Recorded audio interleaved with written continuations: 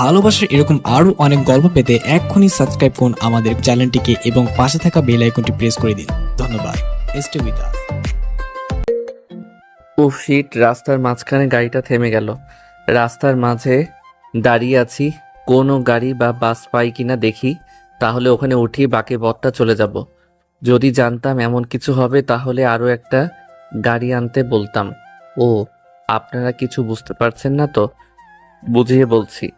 আমার নাম হচ্ছে নীল আহমেদ রুদ্র, মা বাবার একমাত্র ছেলে। বাসায় আমার একটা ছোট বোন আছে। আমার বাবা এই শহরের সবথেকে প্রভাবশালীদের মধ্যে একজন। আমি একটু সিলেট আসছিলাম আমার ফুপুর বাসায়, কিন্তু যাওয়ার সময় গাড়িটা খারাপ হয়ে যায়। গাড়ি থেকে নামার সময় ফোনটাও কোথাও পড়ে যায়, তা বলতে পারি না। নিজের জামা কাপড়গুলো ময়লা হয়ে যায়। আশেপাশে একটা টেপ দেখে ওখান থেকে পরিষ্কার করে নেই। প্রায় আধা ঘন্টা হয়েছে দাঁড়িয়ে আছি, এখনো কোনো গাড়ি আসছে না। এদিকে তেমনটা গাড়ি চলে না। আরও প্রায় 1.5 ঘন্টা দাঁড়িয়ে থাকার পরে একটা বাস দেখতে পাই। তখন বাসটা থামিয়ে ওটাতে উঠে পড়ি। বাসে উঠে দেখি কোনো সিট খালি নেই। পাশে একটা মেয়ে বসে আছে, তার পাশে একটা ফাঁকা সিট আছে। আমি গিয়ে ওখানে বসে পড়ি। আমি সিটে বসতেই মেয়েটা বলে উঠল, এ কি, আপনি এই সিটে বসেছেন কেন? পেছনে যান। এত সময় মেয়েটার দিকে খেয়াল করিনি। মেয়েটাকে ভালোভাবে তাকিয়ে দেখলাম, চোখে মোটা ফ্রেমের চশমা, ফর্সা মুখে, ঠোঁটের নিচে একটা তিল আছে। তখন আমি বললাম, কেন পিছনে বসবো? সিট কি আপনার? সিট না, কিন্তু একটা মেয়ের পাশে বসার আগে অনুমতি নিতে হয়, সেটাও কি জানেন না? দেখেন, আমার এখন অনেক খিদে পেয়েছে, বেশি কথা বললে কিন্তু আপনাকেই খেয়ে ফেলবো। মেয়েটা কোনো কথা বলল না। খেয়াল করলাম মেয়েটা চুপ করে বই পড়ছে আর মুখে কলম লাগিয়ে কি যেন ভাবছে। আল্লাহ, তুমি শেষ ভরসা। অনেক কষ্ট করে এবার ঢাকায় ভালো একটা কলেজে ইন্টারভিউ এর জন্য যাচ্ছি। চাকরিটা যেভাবেই হোক দিও। জানি মিথ্যা আশা নিয়ে কোনো লাভ হবে না, কারণ এই দুনিয়ায় মামা চাচা আর টাকা না থাকলে কেউ কোনো চাকরি দেয় না। কিন্তু কি করব, আমি যে অনাথ। ছোটবেলায় খালা অনেক কষ্ট করে মানুষ করে, এরপর খালা মারা যাওয়ার পর নিজে কাজ করে পড়ালেখাটা শেষ করি। মেয়েটা কি জানি ভাবছিল। মেয়েটার খোলা চুলগুলো বাতাসে মুখের সামনে আসতেই মেয়েটাকে অসম্ভব সুন্দর দেখাচ্ছিল। এই প্রথম কোনো মেয়ের এমন রূপে আমি পড়ে যাই। একটু সময় দেখলাম মেয়েটা তার ব্যাগ থেকে ফোনটা বের করে সময় দেখছিল যে কয়টা বাজে। মেয়েটার ফোন বের করতে আমার মনে হলো আমি তো গাড়িটা বাইরে রেখেছি, তাছাড়া আম্মু অনেকগুলো কল দিচ্ছে। তখন আমি মেয়েটাকে বললাম, আচ্ছা আপনার ফোনটা একটু দেন তো, আমি একটা কল করব। আমার ফোন নেই, আমার ফোনে কোনো টাকা নেই। এমন কিপটামি করছেন কেন? আমার ফোনটা হারিয়ে গেছে, তাই তো একটা কল দিব। দেখুন, আমার ফোনে সত্যিই ব্যালেন্স নেই, মাত্র 100 টাকা আছে। আরে চলবে, সমস্যা নেই বলে মেয়েটার হাত থেকে ফোনটা কেড়ে নিয়ে কল করলাম আম্মুকে। আম্মুর সাথে প্রায় 10 মিনিট কথা বলার পরে এরপরে আমার বন্ধু আকাশকে কল করি। আকাশের সাথে সব কিছু খুলে বলি। হায় রে, আমার টাকা সবগুলো শেষ করে দিল শয়তান ছেলেটা। কে বলেছে নীলা তোকে ছেলেটাকে ফোনটা দেওয়ার জন্য? ছেলেটা তো চোরও হতে পারে। এই, আপনি আমার ফোনটা দেন, এখনই আমার ফোনটা দেন। আমার ফোনের সব টাকা শেষ করে দিলেন। আমি মেয়েটার কথায় হুঁশ আসলো যে ফোনটা আমার না, মেয়েটার। আমি তো মেয়েটার সব টাকা অলরেডি শেষ করে দিলাম। তাই আকাশকে বললাম মেয়েটার ফোনে রিচার্জ করে দেওয়ার জন্য 500 টাকা। মেয়েটা মুখ গোমড়া করে ওই দিকে তাকিয়ে রইল। তখন আমি মেয়েটাকে বললাম, আপনার চুলগুলো কি সুন্দর, আপনার হাতের ঘড়িটাও কিন্তু আপনাকে মানিয়েছে, আপনার চশমাটাও অনেক সুন্দর। ধন্যবাদ ভাইয়া। ভাইয়া কথাটা বলা মাত্রই আমার রাগ হলো। তখন আমি মেয়েটাকে বললাম, দেখুন এত কিছু সুন্দর, এরপর আপনি এগুলো পরার পরও আপনাকে মানাচ্ছে না, কেমন জানি পেতনির মতো লাগছে। দেখলাম মেয়েটা ফুলে লাল হয়ে গেছে পেতনি কথাটা শুনে। বলেন বলেন আরো, ভাইয়া বলেন, তাহলে তো এসব কথা শুনবেনই। আমার আপনার সাথে কোনো কথা নেই, আপনি এমনিতেই আমার সব টাকা শেষ করে দিয়েছেন। সমস্যা নেই, আমি আমার বন্ধুকে বলেছি আপনাকে রিসার্চ করে দিবে। দেখুন, আমি আপনাদের মতো বড়লোক নই যে এত টাকা নিয়ে ফোনের মধ্যে রাখবো। আর আমার এমন কথা বলার কোনো মানুষ নেই যে আমি একাই করব।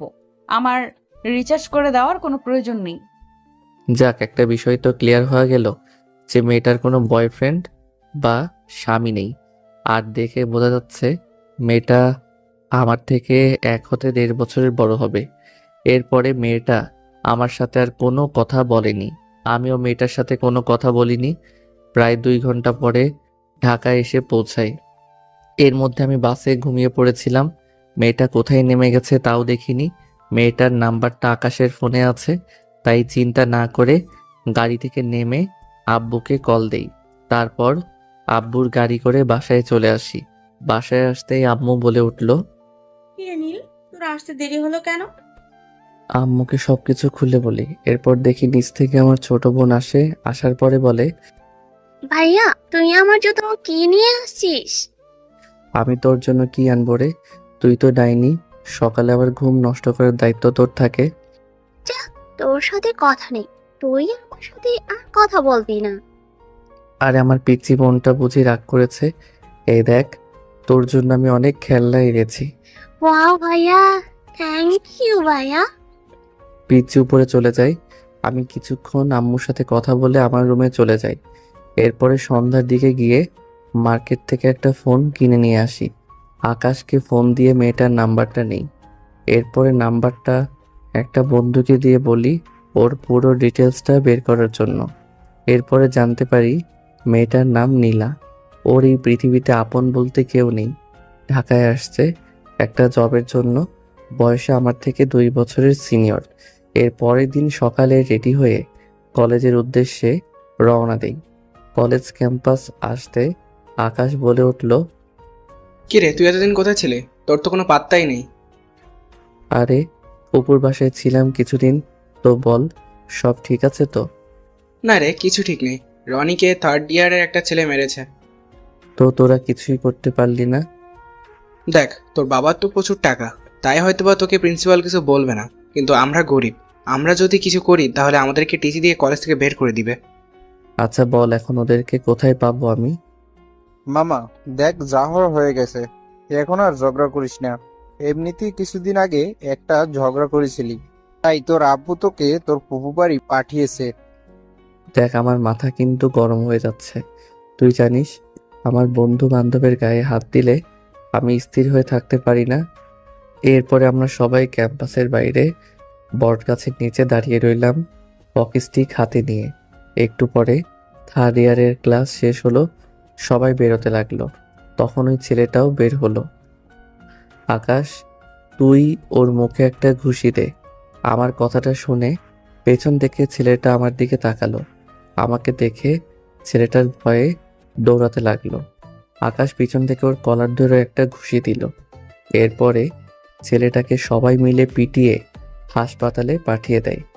কলেজের সবাই আমাকে দেখলে ভয় পায়, কারণ আমি কলেজের মধ্যে বেশি মারামারি করি, তাই ভয়ে কেউ আমার সামনে কথা বলতে পারে না। এরপরে কলেজ থেকে বাসায় চলে আসি। তখনও আব্বু আসেনি, তাই রুমে ফোন চালাচ্ছি। তখন আকাশ কল করে। মামা, কাম তো সারছে। আমরা যে পোলারে মারছি, ওর বাপে তো ওখানে টিচার। আচ্ছা ঠিক আছে, তুই চিন্তা করিস না, আমি আব্বুকে বলে কোনো একটা ম্যানেজ করে নিব। আচ্ছা ঠিক আছে, তুই আছিস তাই আমরা কোনো চিন্তা করছি না, নয়তো আমাদেরকে কি হবে আল্লাহ জানে। আমি বসে বসে ফোন চালাচ্ছি। তখনই দেখি আব্বু এসেছে অফিস থেকে। হ্যাঁ, কই গেলে নীলার মা? নীল এসেছে? তোমার নবাব জাদা ছেলে তো সেই কখন এসেছে। নীল একটু নিচে আসো, তোমার সাথে আমার কিছু কথা আছে। আমি নিচে ড্রয়িং রুমে বসলাম।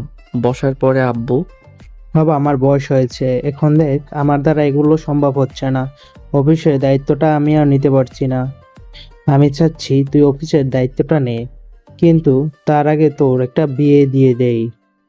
আব্বুর কথা শুনে কি বলবো তা মাথায় ঢুকছে না। যাই হোক, মাথা ঠান্ডা করে ভেবেচিন্তে কথা বলতে হবে। আচ্ছা বাবা, ঠিক আছে। অবশেষে ছেলেটা মানলো বিয়ে করতে। আমি বলেছিলাম না আমার ছেলে রাজি হবে বিয়ে করতে। কিন্তু বাবা, আমার একটা শর্ত আছে। তোর আবার কি শর্ত? আচ্ছা, যা যাই হোক, তোর যে কোনো শর্ত আমি মানতে রাজি। তারপরও এতদিন ধরে তোকে বলছি, অবশেষে তুই রাজি হলে বিয়ের জন্য। এখন বল তোর শর্ত কি? আসলে আব্বু, আমরা একটা গ্যাঞ্জাম করেছি কলেজের মধ্যে, তাই তোমাকে প্রিন্সিপাল কাছ থেকে এগুলোর সমাধান করে দিতে হবে। শুধু আমি না, আমার বন্ধু আকাশ ও রনি। আর দ্বিতীয় শর্ত হলো, আমি আমার পছন্দ মতো বিয়ে করব, আর আমার 6 মাসের জন্য সময় লাগবে। আমি প্রথম শর্তটা মেনে নিলাম, কিন্তু আমার পুত্রবধূকে দেখতে চাই। 6 মাস না, 3 মাসের সময় দিলাম। এর মধ্যে তোকে পছন্দ করে বিয়ে করতে হবে। যাই হোক আব্বু সবকিছু মেনে নিয়েছে, তাই উপরে চলে যাই, খাওয়া দাওয়া শেষ করে ঘুমিয়ে পড়ি সকালবেলা। স্কুলে দিয়ে আয়। এই ভাইয়া, স্কুলে দেরি হয়ে যাচ্ছে। আমার গতকাল নতুন রাগী টিচার আসছে, খুবই ডেঞ্জারাস। দেরি হলে বকা দেয় আর জ্ঞান দেওয়া শুরু করে। উঠছি যা। ওই কবে থেকে উঠছি উঠছি বলছিস? উঠবি না, পানি ঢালুম। ধুর ডাইনি, তোর জন্য শান্তি মতো ঘুমানোই যাবে না। দাঁড়া, রেডি হচ্ছি। তোর জন্য আজকেও আমার লেট। আমার ইচ্ছে করে তোর মাথা ফাড়াই। তুই ম্যাডামের সাথে কথা বলবি, উনি অনেক রাগী, আমার ভয় করে। আমার ভয় করে ম্যাডামদের সামনে কথা বলতে। চুপ, তুই কথা বলবি, ব্যবহার করলে হবে না। আচ্ছা ঠিক আছে, আমি যেহেতু ভুল করছি আমাকে নিয়ে গিয়ে মেরে দিস। চল এখন। আমি মিনাকে বাইকে করে ওর স্কুলের সামনে নামিয়ে দেই। এরপর মিনা বলে, ওই চল, টিচার এর কাছে দেরি হওয়ার কারণ বলবি। কি করার, বাধ্য হয়ে যাওয়া লাগছে। এমনিতেই টিচারদেরকে ভয় পাই। এরপর মাথা নিচু করে দাঁড়িয়ে আছি, তখন ম্যাম মিনাকে বকা দিতে লাগলো। মিনা, তুমি গতকাল দেরি করেছো। গতকাল আমার ফার্স্ট ক্লাস ছিল, তাই কিছু বলিনি। তাই বলে যে প্রতিদিন দেরি করবে তা কিভাবে? ম্যাডাম, আমার কোনো দোষ নেই, সব দোষ আমার ভাইয়ের। ও ঘুম থেকে দেরিতে উঠে আর বকা শুনতে হয় আমায়। আপনি কেমন ভাই, এমন কেয়ারলেস কেন? আমি ম্যাডামের দিকে তাকাতেই অবাক হলাম, কারণ ও আর কেউ না, নীলা, যার সাথে আমার প্রথম বাসে দেখা হয়েছিল, আমার ক্রাশ। আপনি? সেই জন্যই তো আপনার বোন এরকম অবস্থা। যার ভাই এমন বখাটে, তার বোনকে কিভাবে ঠিক সময় আনবে? দেখুন, আপনি কিন্তু অপমান করছেন। এই ছেলে, তুমি কিসে পড়ো? মানে কি বলছি শুনো নাই? ইয়ারি। সেকেন্ড ইয়ারে হয়েছে বোঝা। তুমি আমার 2 বছরের ছোট। তো কি হয়েছে? আপনার বোনকে সময় মতো নিয়ে আসবেন, কথাটা যেন মনে থাকে। আর আমাকে ম্যাম ডাকবেন, কারণ কিছুদিন পর আপনার কলেজে টিচার হব আমি। ম্যাম, আপনি ভাইয়াকে যা দিয়েছেন না, ভাইয়া কখনো এমন কাউকে ভয় পায় না, শুধু আপনাকে ভয় পেয়েছে। এমন ছেলেদের ঠিক করার টেকনিক আমার জানা আছে। এখন পড়তে বসো। শালার মেয়েটাকে দেখলে কেন জানি না আমার বুকের ভিতরে শব্দ করে। একটু পর আকাশ কল করে।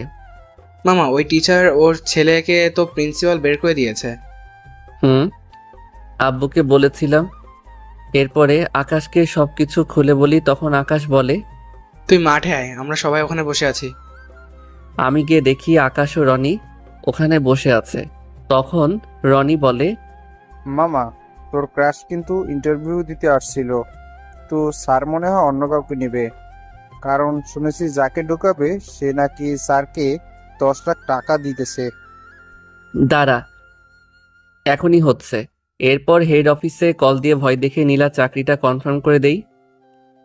এরপরে রাতে বাসায় এসে নীলাকে কল দেই। 2-3টা কল যাওয়ার পর রিসিভ করে ফোনটা ধরতে এত দেরি হলো কেন? আমি অপরিচিত কারোর কল ধরিনি। আর আপনি কে? হব একজন। পরিচিত না হলে কি কল দিতাম? দেখুন, এত ভর্ণিতা না করে বলেন কে আপনি, নয় ফোনটা রাখেন। এত রাগ করেন কেন? কল করেছি, ওই যে আমি মিনার ভাই। ও, আপনি সেই বকেটিটা, তো কল কেন দিয়েছেন? না, বলছিলাম আপনি তো মিনাকে পড়া দিয়েছেন, কি পড়া দিয়েছেন তার জন্য জিজ্ঞেস করেছিলাম। পড়া জিজ্ঞেস করতে নাকি সিনিয়র ম্যাডামের সাথে লাইন মারতে? না না, কি যে বলেন। দেখুন, ফোন রাখেন, আমার কাজ আছে। নীলা ফোনটা কেটে দিল।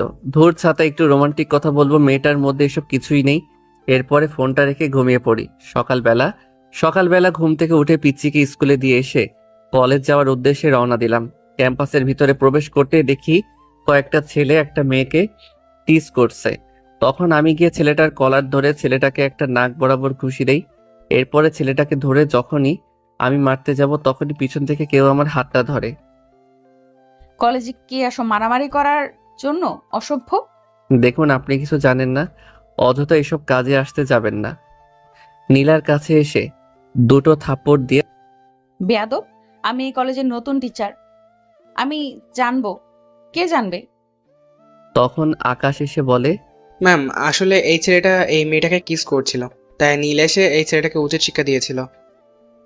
তখন ওই মেয়েটাও নীলার কাছে সবকিছু খুলে বলে। তখন নীলার কাছে এসে ওই ছেলেটাকে দুটো থাপ্পড় দিয়ে ওখান থেকে চলে যেতে বলে। নীলার থাপ্পড় খেয়ে আমার ঠোঁটের নিচ থেকে রক্ত বের হতে লাগলো। নীলা আমার কাছে কিছু একটা বলতে চাইলো, কিন্তু আমি না শুনে নীলার কাছ থেকে চলে আসি। কি ফাজিল ছেলে রে বাবা। বুঝলাম আমার একটু ভুল হয়েছে, তাই বলে কি কথা শুনবে না? আমি আর ক্লাস করলাম না, আকাশ আর অনিককে বলে ওখান থেকে চলে আসলাম। রাতে শুয়ে ফোন চালাচ্ছিলাম, তখনই আমার ফোনে কল আসলো। কলের নাম্বারটা দেখে আমি অবাকই হলাম, কারণ ফোন নাম্বারটা অন্য কারো না, ছিল নীলার। কলটা রিসিভ করতে ওপাশ থেকে বলে উঠল, আসসালামু আলাইকুম, কেমন আছেন? কেন? আপনার কি মনে হয়েছে, আপনি কি ভেবেছেন আপনার থাপ্পড় খেয়ে আমি খারাপ থাকবো? দেখুন, একটু ভুল বোঝাবুঝি হয়েছে, সেজন্য আমি আপনাকে সরি বলার জন্য আপনাকে কল করেছি। কিন্তু এখন দেখছি সে সরিটাও বলবো না, কারণ আপনার ব্যবহারটা আমার ভালো লাগেনি। আর হ্যাঁ, আপনাকে একটা কথা বলি, সিনিয়র মেয়েদের পেছনে লাইন মারা বন্ধ করুন। আমাকে মিনা সবকিছু বলেছে। কি? তার মানে আমি যে নীলাকে পছন্দ করি সবকিছু বলে দিয়েছে? মিনা, তোকে তো আমি ছাড়ছি না। তখন আমি নীলাকে আমার উদ্দেশ্যে করে বললাম, দেখুন, আপনি সরি কিভাবে বলবেন তা আমি জানি না, কিন্তু আপনি যদি সরি নাও বলেন, কিভাবে বলে নিতে হয় সেটাও আমার জানা আছে। আমার সাথে মাস্তানি করবেন? আমি কিন্তু আপনার কলেজের টিচার। ঠিক আছে, আসেন, তখন দেখা যাবে কে কি করতে পারে। আগামীকাল কলেজে আসুন, দেখা যাবে। নীলা এরপরে কলটা কেটে দেয়। তারপর আমি কিছুক্ষণ ফেসবুক চালিয়ে ঘুমিয়ে পড়ি। সকালবেলা ফ্রেশ হয়ে নিচে আসতে আব্বু বলল, নীল, আজকে আমার শরীরটা ভালো না, চল আমার সাথে আজকে অফিসে চল। আব্বু, আজকে আমার একটা বিশেষ ক্লাস আছে, তাই আমি আজকে তোমার সাথে যেতে পারবো না। কি এমন বিশেষ ক্লাস? আমি তো জানি তুই ঠিকভাবে নিজের ক্লাসটাই করিস না, তাহলে আজকে এমন কি বিশেষ কাজ? মনে করো তোমার পুত্রবধূকে পটানোর চেষ্টা করছি। তাহলে ঠিক আছে, আমি কিছু বলবো না। যত তাড়াতাড়ি পারিস আমার পুত্রবধূকে ঘরে তুলে নিয়ে আয়। কিন্তু বাবা, ওর ফ্যামিলিতে ওর বাবা মা বলতে কেউ নেই। কি হয়েছে? আমি আর তোমার বাবা তো আছি, ওর মা বাবা হয়ে থাকবো। আমি জানি আমার আব্বু আম্মু খুব ভালো মানুষ। আব্বুকে বিদায় জানিয়ে বাইকে করে কলেজে যাওয়ার উদ্দেশ্যে রওনা দিলাম। যাওয়ার পথে অনিকার আকাশকে বাইকে নিয়ে একসাথে কলেজে যাওয়ার উদ্দেশ্যে তিনজন মিলে রওনা দিলাম। তখন রাস্তার মাঝখানে একটা মেয়েকে দেখে আকাশ বলল, মামা, এই মেয়েটাকে আমার খুব পছন্দ হয়েছে, আমি ওকে ভালোবাসি, কিন্তু ভয় কখনো বলতে পারিনি আমার ভালোবাসার কথা। আমি বাইক থামিয়ে পাশের দোকান থেকে একটা গোলাপ ফুল নিয়ে আকাশকে বললাম, যা এখনই মেয়েটাকে গিয়ে প্রপোজ কর।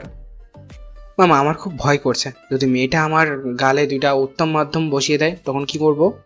দেখ, আমি যেভাবে বলছি ঠিক সেভাবে প্রপোজ কর, দেখবি মেয়েটা রাজি হতে বাধ্য হবে। এরপরে আকাশকে প্রপোজ করার ব্যাপারটা সুন্দর করে বুঝিয়ে দিলাম। এরপরে আকাশ মেয়েটার কাছে গিয়ে হাঁটু গেড়ে বলতে লাগলো, স্বপ্ন দিয়ে আঁকি আমি সুখের সীমানা, হৃদয় দিয়ে খুঁজি মনের ঠিকানা, ছায়ার মতো থাকবো আমি তোমার পাশে। যদি একটু ঠাঁই দাও তোমার হৃদয়ের মাঝারে। ভালোবাসি প্রিয়, বড্ড ভালোবাসি তোমায়। এরপর খেয়াল করলাম মেয়েটা আকাশকে জড়িয়ে ধরে। তারপর আকাশের সাথে অনেক সময় ধরে কথা বলে দুজন। আর আমি আর অনেক তো শালার বডিগার্ডের মতো দাঁড়িয়ে আছি। তুই এটা কোন কাম করলি? এখন তো পর পাঠশালা, মেয়ে মানুষ পেয়ে ভুলে গেছিস? আরে ও আমাকে মেয়েটার কথা অনেক আগে বলেছে, কিন্তু আমি সিরিয়াসলি নেই নাই। কিন্তু ও পরে বলেছে সত্যি ওই মেয়েটাকে পছন্দ করে, তাই দুজনকে এক করে দিলাম। ওরটা তো করে দিলি, তোরটা কি হবে? আমারটার কি তোদের আজ দেখাবো। আমারটা কি জিনিস। এর মধ্যে আকাশ চলে আসে। কি মামা, তাহলে তো সব হয়ে গেছে, তাই না? থ্যাঙ্কস মামা, তোরা ছাড়া হয়তো আর কখন ওরে আমি আমার মনের কথা বলতে পারতাম না। ঠিক আছে, পরে পিরিত করিস, এখন ক্লাসে চল। মামা কাহিনী কি, আজ এত তাড়াতাড়ি ক্লাসে যাবি? আরে তোদের ভাবির ক্লাস একটু পর। কিছু সময় পর কলেজে আসি, এসে দেখি নীলা ক্লাস নিচ্ছে। আমি ভিতরে প্রবেশ করতেই নীলা বলল, কয়টা বাজে? এখন কি ক্লাসের সময়? না মানে না মানে কি? বের হও ক্লাস থেকে। দেখেন আজকে তো দেরি হয়েছে, আর আমরা সব সময় এমন সময় আসি। আমার ক্লাসে দেরি পছন্দ না, তাই তোমরা বাইরে গিয়ে দাঁড়াও। জানি রাতের কথার প্রতিশোধ নিচ্ছে, তাই কিছু বললাম না। আকাশ অনেক সহকারে ক্লাস থেকে চলে আসি। তখন আকাশ বলে, ভাই রে ভাই, মায়াটা কি ডেঞ্জারাস, ওর চোখের দেখলেই আমার ভয় লাগে। তুই জানিস কেউ? মনে হয় যেভাবে বলছিস তুই ম্যামের বয়ফ্রেন্ড। হ্যাঁ, ক্লাসে ওই রাগী মেয়েটাই হচ্ছে নীলা। কি ভাই, আমি তোর সাথে নাই, কখন যে কি করে তা বলা যায় না। হুম ভাই, বেঁচে গেছে। এমন রাগী একটা মেয়েকে তোর পছন্দ করতে হলো? মানলাম মেয়েটা সিনিয়র। প্রেমে পড়ে গেছি, কি করব বল। প্রথম দেখায় যে এমন করে নিব বুঝতে পারিনি। আমি আকাশ ও অনিককে বিদায় জানিয়ে আব্বুর অফিসে যাই। অফিসে গিয়ে ম্যানেজার থেকে চেক বই নিয়ে 20,000 টাকা লিখে আব্বুর কাছে যাই। আব্বু সাইন করো। কি জন্য টাকা? গত সপ্তাহে তো 50,000 নিলি, এর জন্য তো আমি কার্ডটা সাথে করে নিয়ে আসি। তোর বিশ্বাস নেই? আব্বু টাকাটা লাগবে। তোর তো কোনো প্রয়োজনে টাকা নিস না, শুধু আজে বাজে জিনিস নিয়ে নষ্ট করিস। না আব্বু, টাকাটা লাগবে আমার, প্লিজ দাও না। আচ্ছা আচ্ছা ঠিক আছে, দিচ্ছি। আমার কাছে ক্যাশ আছে, নিয়ে যা। আব্বু টাকা দিল। অফিস থেকে চলে যাই একটা শপিং মলে। নীলার জন্য একটা সুন্দর দেখে ড্রেস পছন্দ করি। এরপরে ড্রেসটা নিয়ে বাসায় চলে আসি। আজকে একটু সকাল সকাল ঘুম থেকে উঠে গেছি। ঘড়িটা হাত দিয়ে দেখি পুরাই মাথা নষ্ট, কারণ আমি আজকে সব দিনের চেয়ে আগে উঠে গেছি। কারণটা কি বুঝতে পারলাম না। ভাবলাম সকালে ঘুম থেকে উঠে গেছি যেহেতু, তাহলে গোসলটা করে নেই।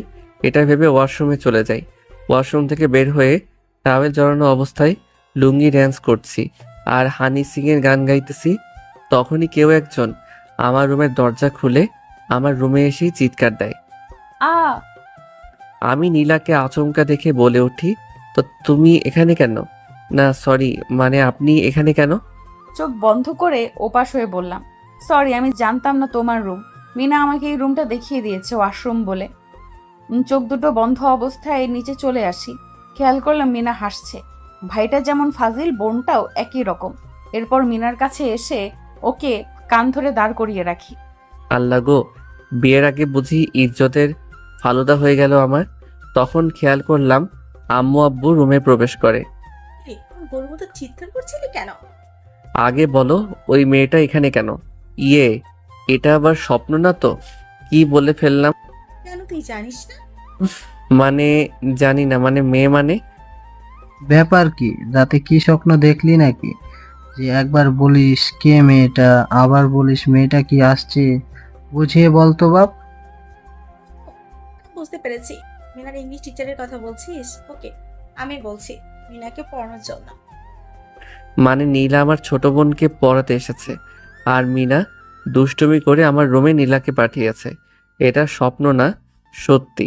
আম্মু আব্বু চলে যায় নিচে। তখন আম্মু নিচে এসে নীলাকে দেখে বলে, মা, তুমি আবার মনে কিছু করো না ওর চিৎকার শুনে। না আন্টি, আর নীল তো যে কলেজে পড়ে আমিও ওই কলেজেরই টিচার। ওহ, তাহলে তো ভালোই। যদি আমার ছেলেটাকে একটু মানুষ করতে পারো মা। আমি খেয়াল করলাম নীলা আর মা কথা বলছে। আমি রেডি হয়ে নিচে আসলাম। তখন আম্মু বলল, নীল, মেয়েটাকে বাসা পর্যন্ত পৌঁছে দিয়ে আয়। আম্মুর কথা শুনে মনের মধ্যে লাড্ডু ফুটতে লাগলো। তখন নীলা বলে উঠল, না আন্টি, লাগবে না, আমি একা যেতে পারবো। না, তুমি যেখানেই থাকো ওই জায়গাটাই তেমন ভালো না, আর আমি তোমার ক্ষতি চাই না। আমি তোমার মায়ের মতো। ওনার মুখে মা কথাটা শুনে কেন জানি না চোখ দুটো ভিজে আসতে লাগলো। কি ব্যাপার, তুমি কান্না করছো কেন? কই না তো। একদম মিথ্যা বলবা না। তোমার চোখে পানি দেখেছি, তোমাকে বলতেই হবে। না, আসলে আপনার মুখে মা শব্দটা শুনে তাই আমার মায়ের কথা মনে পড়লো, কারণ অনেক ছোটবেলায় আমি আমার মাকে হারিয়েছি, তাই। বোকা মেয়ে, এখানে কান্না করার কি আছে? তুমি এখন থেকে আমাকে আম্মু বলে রাখবে, ঠিক আছে? আমি তো এসব দেখে আবুলের মতো দাঁড়িয়ে আছি। তখন আম্মু বলল, নীলাকে ঠিকভাবে বাসায় পৌঁছে দিয়ে আয়। আম্মুর কথায় মাথা নাড়ালাম। নীলাকে ওর বাসায় দিয়ে আসতে লাগলাম। নীলা আজকে একটা নীল রঙের ড্রেস পরেছে। ওকে দেখতে কি অপরূপ সুন্দর দেখাচ্ছে বলে বোঝানো যাবে না। আমি নীলার পিছনে পিছনে হাঁটছি আর নীলার সামনে। তখন নীলাকে বললাম, ম্যাম, আমি আপনাকে কিছু একটা দিতে চাই। কি? তখন গতকাল শপিং থেকে কিনা শাড়িটা নীলার হাতে দেই। এখানে কি? আপনার জন্য। নীলা শাড়িটা খুলে দেখে। তখন নীলা খেয়াল করে শাড়িটার মধ্যে লেখা আছে আই লাভ ইউ। তখন নীলা, তুমি কি ভেবেছো ওই দিনের সাধারণ বিষয়টা নিয়ে অধিকার দেখাবে? আমি তোমাকে কখনো মেনে নিতে পারবো না। নীলা আমাকে একটা থাপ্পড় দিয়ে ওখান থেকে চলে যায়। সমস্যা নেই, আমিও দেখব ও কিভাবে আমাকে না মানতে পারে। আপনারা বুঝতে পারছেন না তো কিসের অধিকার? একটু দাঁড়ান, সব বলছি।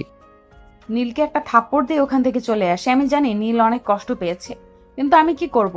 আমিও যে তোমায় ভালোবাসি, কিন্তু আমাকে তোমার বাবা মাও এই সমাজ মেনে নিবে না। তাই আমি চাইলেও তোমাকে আপন করে নিতে পারবো না, কারণ আমি এতিম। থাপ্পড়টা একটু জোরে লেগেছে। সমস্যা নেই, ভালোবাসা নিয়ে সব পুষিয়ে নিব। ও আপনাদের তো বলা হয়নি আমার সাথে নীলার কিসের অধিকারের কথা। মনে আছে যখন বাসে প্রথম নীলার সাথে দেখা হয়েছিল? সেদিন বাসটা ঢাকায় যাওয়ার উদ্দেশ্যে ঠিকই রওনা দিয়েছিল, কিন্তু মাঝপথে ওই এলাকায় একদল ডাকাত ওই বাসটা জিম্মি করে। সেদিন মোটা ফ্রেমের চশমা চোখে দিয়ে মেয়েটা কি যেন বড় বড় চোখ দিয়ে পড়ছে। হঠাৎ করে কিসের জন্য একটা শব্দ হলো। তখনই বাসটা থেমে যায়। বাসটা থামতেই কতগুলো লোক গাড়িটায় উঠে যায়। উঠে লোকগুলোর মধ্যে একটা দাড়ি গোঁফওয়ালা লোক বলে ওঠে, এই বাসটা হাইজ্যাক করা হয়েছে। আপনারা একে একে সবাই নিজেদের জিনিসগুলো দিয়ে যান। আমি আবার কাল্লু ডাকাত, ভদ্রভাবে কথা বলতে পছন্দ করি। কিছু থেকে কিছু হলে কিন্তু বিনা টিকিটের উপরে পাঠিয়ে দেব। হাহা। বাসের মধ্যে সবাই তো ভয়ে কাট। আমিও কিছু করতে পারলাম না, কারণ ডাকাতদের হাতে ছিল পিস্তল। তখন খেয়াল করলাম মেয়েটা ভয়ে বাচ্চাদের মতো কান্না শুরু করলো। তখন ডাকাতদের সর্দার বলল, এই, ওই মেয়েটাকে নিয়ে আয়। বেশি চিল্লাচিল্লি করছে, ওকে বন্ধ করার ঔষধ দিয়ে দিই। তখন দুটো ডাকাত নীলাকে ধরে আনতে গেলে আমি বাধা দিলে তখন সর্দার বলে, দুইটাকে নিয়ে বাইরে মুখ বন্ধ করে বেঁধে রাখ। এরপরে ডাকাতগুলো আমাকে আর নীলাকে বেঁধে বাইরে রেখে দিয়ে বাসের ভিতরে সবার কাছে থেকে লুট করতে লাগলো। নীলা আমার পিছনে বাঁধা ছিল, তাই ওকে ইশারায় বললাম বাঁধনটা খুলে দিতে। তখন ও মুখ নাড়িয়ে বলে কিছুই বুঝতে পারছে না। আমি আস্তে আস্তে পিছনের হাত দিয়ে নীলার বাঁধনটা খুলি। তখন নীলা আমার বাঁধনটাও খুলে দেয়। তখন নীলার হাত ধরে জঙ্গলের দিকে দৌড়াতে লাগি, কারণ ডাকাতগুলো জঙ্গলের দিকে আসবে না। তখন নীলা বলে, আপনি এখানে কোথায় আসলেন? এখানে তো শুধু জঙ্গল ছাড়া আর কিছুই তো দেখছি না। আপনি আমাকে বাইরে নিয়ে যান। হ্যাঁ, এটা আমার শ্বশুর বাড়ি, তো সেজন্য আমি আপনাকে এখানে নিয়ে এসেছি। আর আমি জানি এখান থেকে কিভাবে বের হতে হয়।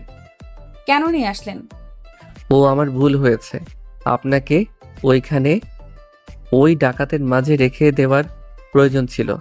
যখন ওই ডাকাতগুলো আপনাকে গুলি করে মেরে ফেলতো তখন ভালো হতো। জানেন না তো কেন নিয়ে আসলেন? এই জঙ্গলে আমার ভয় লাগছে, প্লিজ একটু আলো জ্বালান না। এই মেয়ে চুপ করো, এতক্ষণ ধরে তোর বক বক শুনতেছি, আর একটা কথা বললে এখানে ফেলে দিয়ে চলে যাব। এই এই আমাকে বকা দিচ্ছেন কেন? এরপর আমি সামনে খুঁজতে লাগলাম কোথাও বের হওয়ার রাস্তা পাওয়া যায় কিনা, কারণ জঙ্গলটা ঘন অন্ধকারে, ভিড়ের মধ্যে কোথাও কোনো আলো নেই, এমনকি কোনো রাস্তা খুঁজে পাচ্ছি না। এরপরে আমি আর নীলা হাঁটতে হাঁটতে একটা আদিবাসী জঙ্গলে ঢুকে গেলাম। তখন ওখানে দেখলাম একটা বৃদ্ধ লোক দাঁড়িয়ে আছে। তখন ওই বৃদ্ধ লোকটার কাছে গিয়ে বের হওয়ার রাস্তাটা খুঁজতেই বুঝতে পেরেছি, তোমরা জঙ্গলে হারিয়ে গেছো। আগে বলো, তোমরা কি দুজন স্বামী স্ত্রী? হ্যাঁ, আমরা দুজন স্বামী স্ত্রী। কি সব বলছো তুমি এগুলো? ওনা মিথ্যা কথা বলছে। আমরা দুজন বাসে একসাথে আসছিলাম, কিন্তু মাঝপথে ডাকাত আমাদের বাস হাইজ্যাক করে। তাহলে তোমরা দুজন স্বামী স্ত্রী না? তখন লোকটা এই কথাটা শুনে আরো কিছু লোককে ডেকে আনে। তখন ওই লোকগুলো এসে আমাকে আর নীলাকে একসাথে বেঁধে ফেলে। আজকে অমাবস্যা রাত, এই রাতে কোনো ছেলে মেয়ে একসাথে থাকতে পারে না, কিন্তু তোমরা স্বামী স্ত্রী না, তাই তোমাদের এই জায়গায় বিয়ে দেওয়া হবে। এই, তোরা ওদের উপর নজর রাখ। বলেন, আরো সত্যি বলেন। এখন তো খুশি হয়েছেন। আমি মিথ্যা কথা বলতে পারি না। এখন সত্যি কথা বলে তো উদ্ধার করছেন। ওই এলাকার কিছু আদিবাসী মেয়ে এসে নীলাকে সাথে করে নিয়ে যায়, আর কিছু ছেলে এসে আমাকে ওদের সাথে করে নিয়ে যায়। আমাকে ও নীলাকে একটা রুমে আটকে দিয়ে ওরা কি জানি করতে থাকে। এরপরে ওদের নিয়ম অনুযায়ী আমার আর নীলার বিয়ে দেয়। তখন নীলাকে আর আমাকে একটা রুমের ভিতরে দিয়ে বাহিরে দিয়ে দরজা লাগিয়ে দেয়। আমি কখনো ভাবিনি আমার সাথে এমন কিছু হয়ে যাবে, আমার এমনভাবে বিয়ে হবে। নীলাকে হয়তো প্রথম দেখায় আমার ভালো লাগে, কিন্তু আমি কল্পনাও করতে পারিনি যে আমার সাথে ওর এইভাবে বিয়েটা হবে। যেহেতু বিয়েটা হয়ে গেছে, সে এখন আমার স্ত্রী। এই দিনটার জন্য আমি অনেক অপেক্ষা করেছিলাম, কিন্তু কে জানতো এইভাবে আসবে। সেই দিনটা বাসরাত নিয়ে কতই না স্বপ্ন ছিল আমার। আজকে সব স্বপ্ন শেষ হয়ে গেল। তখন আমি নীলার সামনে আসতেই নীলা বলে উঠল, দেখুন, আপনি আমার কাছে আসবেন না। আর এখানে যা কিছু হয়েছে এটা একটা অ্যাক্সিডেন্ট ছাড়ার কিছু না। দেখুন, আপনার কাছে এটা সামান্য অ্যাক্সিডেন্ট, কিন্তু সত্যি যে আপনার সাথে আমার বিয়ে হয়েছে এবং আপনি আমার স্ত্রী। দেখুন, আপনি আমার কাছে স্বামীর অধিকার নিয়ে আসবেন না। এটা শুধু একটা অ্যাক্সিডেন্ট ছাড়ার কিছু না। আমি আর কিছু বললাম না। রাতে মেঝেতে শুয়ে পড়লাম। সকালে ওই বৃদ্ধ লোকটি তোমাদের দুজনকে কিন্তু একসাথে খুব সুন্দর দেখায়। আমি আশাবাদ করি তোমরা দুজন সবসময় সুখে থেকো। এরপর বৃদ্ধ লোকটা শহরের রাস্তা দেখিয়ে দেয়। তখন আমি আর নীলা ওখান থেকে চলে আসি। আপনারা তো পরের কাহিনী জানেনই কি হয়েছে, কিন্তু নীলা আমাকে ওই ঘটনার জন্য কিছুতেই মানতে রাজি নেই। এরপর বাসায় চলে আসি। মিনাকে স্কুলে দিয়ে এসে কলেজে যাওয়ার উদ্দেশ্যে রওনা দিই। কলেজ ক্যাম্পাস এসে দেখি আকাশ ও অনেক বটগাছের নিচে বসে আছে। কি মামা, তোমার তো খবর নেই, আজকাল তো দেখি অনেক বেশি প্রেম করো। তা তো করবেই, ম্যামের ক্রাশ বলে কথা। তো বিয়ে কবে করছিস? বিয়ে তো করেছি। মানে বিয়ে করলি মানে? এসব কি বলিস? আমাদের না জানিয়ে তুই বিয়ে করে ফেললি? না বন্ধু, এটা মানতে পারলাম না। দূর শালা, কথাটা তো শোন। নিজের ভালোবাসা দিয়ে মানিয়ে নিতে হবে। কিন্তু এখন তো কি জানি করছে। কি আর করার, শালারা পকেট ফাঁকা করার ধান্দায় আছে। আকাশ আর অনিককে বিদায় জানিয়ে বাসায় চলে আসি, কারণ আজকে আর ক্লাস করিনি। বাসায় আসতে পিচ্চি বোন, ওই, তুই আমার ব্যাগ থেকে চকলেট কি করেছিস? খাওয়ার জিনিস কি রেখে দেই? সেটা তোর থেকে আমি ভালো জানি।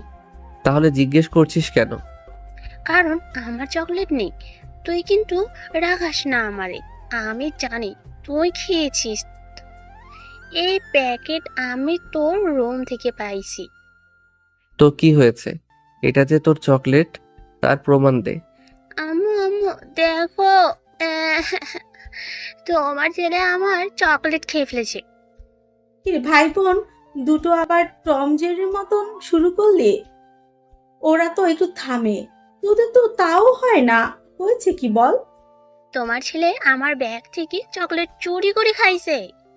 আম্মু, মিথ্যা কথা কই এই পেতনি? আমার সব জানা আছে, এখন শোন। তুই ওর জন্য এক প্যাকেট চকলেট নিয়ে আসবি। হ্যাঁ হইছে, খেলাম দুটো, আনতে হবে এক বক্স। মামা বাড়ির আবদার। আম্মু তাহলে তোমাকে ভাইয়া আর ম্যামের সিক্রেট কথাটা বলতে হয়। মিনার মুখ চেপে ধরে বললাম, চুপ কর বোন, যা লাগে দিব, মুখ খুলিস না এখন। কিরে কি বলতে চাইলে? আর ওর মুখ ধরে রাখছিস কেন? আম্মু কিছু না, তুমি যাও, আমি এনে দিব, ওকে? আম্মু রান্নাঘরে চলে যায়। ওই ছাড় কুত্তা, আমি আম্মুকে সব বলে দেব। না বোন, প্লিজ বলিস না। যা, তোর জন্য আমি চকলেট নিয়ে আনবো।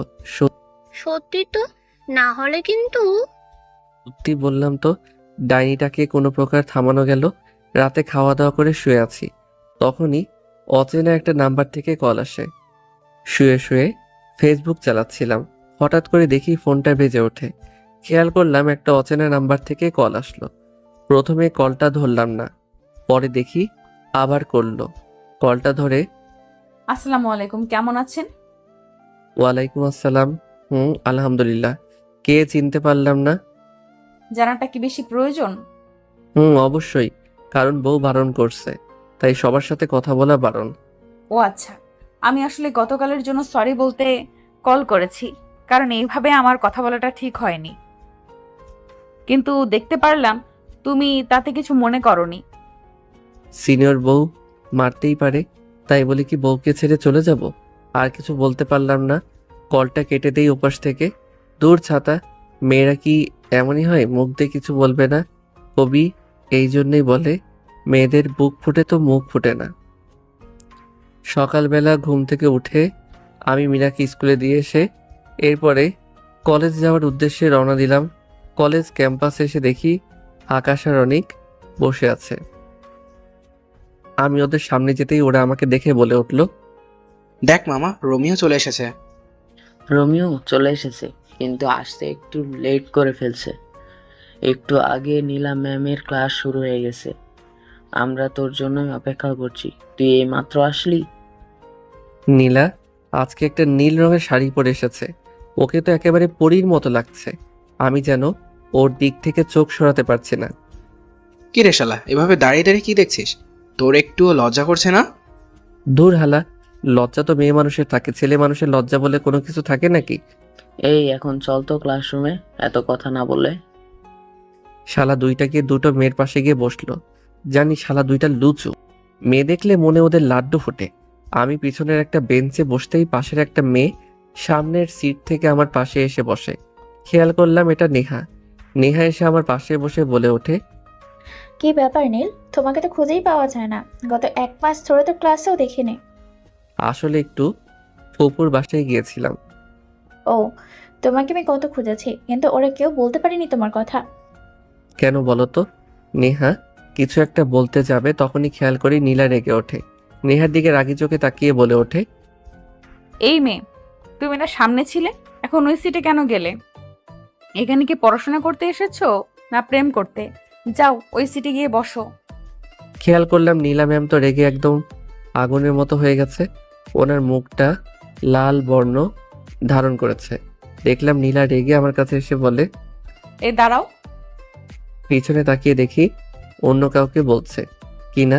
তখন নীলা আবার বলে ওঠে, হ্যাঁ তোমাকে বলছি, দাঁড়াও। গত মাসের যে ইংলিশ সাবজেক্টটা ছিল সেটা ক্লিয়ার করে উদাহরণ দিয়ে ইংলিশে বলো। জি ম্যাম, আসলে বাংলাতে বললে ভালো হয় না। আসলে আমি সব বিষয় ভালো পারি, কিন্তু নীলার সামনে প্রকাশ করিনি। আকাশ সহ সবাই হা করে তাকিয়ে রয়েছে, কারণ আমি হচ্ছি ক্লাসের টপ। কিন্তু ক্লাসের টপের নামটাই রুদ্র দেয়া আছে, তাই নীলা আমাকে চিনতে পারেনি। আমার বোঝা হয়ে গেছে তুমি কতটুকু পারো। কলেজে তো আসো পড়াশোনা করতে না, মেয়েদের সাথে প্রেম করতে, ভালোবাসার অভিনয় করতে। আমি ঠিকই বুঝতে পারলাম নেহা আমার সাথে এমন হেসে কথা বলার কারণে। নীলা এমন রেগে কথা বলছে। আসলে কবি বলেছে মেয়েরা তার সব জিনিস দিয়ে দিতে পারে, কিন্তু কখনো একটা নারী তার শখের পুরুষকে অন্যের হাতে দিতে বা দেখতে পারে না। এরপর নীলা আরো কিছু কথা বলে কলেজ থেকে বের হয়ে যায়। এরপরে আমিও ক্লাস থেকে বের হয়ে যাই। আমার সাথে সাথে আকাশও অনেক বের হয়ে যায়, তার সাথে নেহাও বের হয়। মামা, আজকে কিন্তু তোর মুখটা দেখার মতো ছিল। দূর শালা, এটা হচ্ছে রোমান্টিক শাসন, তোরা কি বুঝবি? ও ম্যাম, তাহলে তোকে ভালোবাসা দিয়েছে? তখন দেখি নেহা এসে বলল, নীল চলো না, আম, আজ একসাথে কফি খাই, কফি শপে গিয়ে। না আসলে নেহা হয়েছে কি, বাসায় না আমার একটু কাজ আছে, তাই তাড়াতাড়ি বাড়ি যেতে হবে নেহার থেকে পিছু ছুটানোর জন্য। অনিকার আকাশকে বাই বলে ওখান থেকে গাড়ি পার্কের ওখানে চলে আসি। বাইকটা নিয়ে মেইন গেট দিয়ে বাড়ি যাওয়ার উদ্দেশ্যে রওনা দিলাম। একটু সামনে আসতে খেয়াল করলাম কতগুলো বাজে ছেলে একটা মেয়েকে ডিস্টার্ব করছে। একটু সামনে এগিয়ে যেতে দেখলাম নীলাকে ছেলেগুলো ডিস্টার্ব করছে আর আজে বাজে কথা বলতে লাগলো। আমার মাথা প্রচণ্ড পরিমাণ গরম হয়ে যায়। আমি বাইক থেকে নেমে ছেলেগুলোর সামনে যাই। ছেলেগুলোর মধ্যে একটা এসে আমার সামনে আসতেই চিনে যায় কে, তাই ছেলেগুলো ভয় পালাতে লাগলো। ওদের মধ্যে একটা ছেলেকে ধরে ফেলি। যখনই একটা ঘুষি দিতে যাব তখনই, কি করছেন আপনি? আপনি ওদেরকে মারবেন না প্লিজ, আমি মারামারি পছন্দ করি না। মারবো না কেন? ওদের সাহস কত বড়, তোমাকে দেখে টিচ করে। তোদেরকে বলছি, আর কখনো যদি ওর দিকে এভাবে তাকাস তাহলে তোদের চোখ আমি উপরে তুলে নেব। আমি ছেলেটার গলা টিপে ধরে কথাগুলো বলতে লাগলাম। ছেলেটার শ্বাস বন্ধ হয়ে যাচ্ছিল। তখন নীলা, প্লিজ ছাড়ুন, না হলে ও তো মারা যাবে এইভাবে গলা টিপে ধরলে। এরপরে ছেলেটাকে ছেড়ে দেই। বাইকে উঠে নীলাকে বলতে লাগি, বাইকে ওঠো, আমি তোমাকে বাসায় নামিয়ে দিচ্ছি। না লাগবে না, আমি একাই যেতে পারবো। তোমাকে আমি বাইকে উঠতে বলেছি। একটু রেগে কথাটা বললাম। আমার রাগ দেখে নীলা ভয়ে বাইকের দিকে আসতে লাগলো আর বিড়বিড় করে বলতে লাগলো, কি ফাজিল পোলারে, কত জোরে ধমক দেই, আমার ভয় করে না বুঝি। যাই হোক, আর যদি ও না থাকতো কি যে হতো। আমি সবসময় আল্লাহর কাছে চেয়েছি আমার জীবন সঙ্গী যেন সবসময় আমার পাশে থাকে। মনে মনে কথাগুলো বলছি। এরপর নীলের বাইকে উঠে বসি। নীলা যেই বাসায় ভাড়া থাকে ওই বাসায় নিয়ে আসি। তখন বাড়িওয়ালা চাচা সামনে দাঁড়িয়েছিল। তখন বাড়িওয়ালা চাচা আমাকে আর নীলাকে দেখে বলে ওঠে, বাহ বাবা, ঠিক তো রং তামাশা করছো, কিন্তু আমার ভাড়ার কি হয়েছে? আজ কয় তারিখ? কবে দিবে ভাড়া? আসলে চাচা, আসল নকল আমাকে বুঝাতে এসো না, আমার টাকা লাগবে। নীলার সাথে লোকটা এমন খারাপভাবে কথা বলা দেখে আমার মাথা গরম হয়ে যায়, কিন্তু নীলার সামনে কিছু বলা যাবে না। তখন বাড়িওয়ালা আবার বলে, আমার মাসের শেষ তারিখে ভাড়া দেওয়ার কথা ছিল। আসলে চাচা, আমার বেতনটা পেলে আপনাকে দিয়ে দিব। কবে পাবে টাকা? আর কবে দিবে? টাকা যদি না দিতে পারো, ভাইরে ছেলে না এনে আমাকে। আর কোনো কথা না বলতে দিয়ে একটা থাপ্পড় বসিয়ে দেই লোকটার মুখে। তোর এত বড় সাহস, তুই এই রফিক মোল্লার গায়ে হাত দিস? তোমাকে কে বলেছে ওনার গায়ে হাত তুলতে? আমি কিছু বলতে যাব তখনই আমাকে থামিয়ে দিয়ে বলতে লাগলো, প্লিজ তুমি আর আমাকে অশান্তির মধ্যে ফেলো না, আমি এমনিতেই টেনশনের মধ্যে আছি। ঠিক আছে, মনে থাকবে যেন।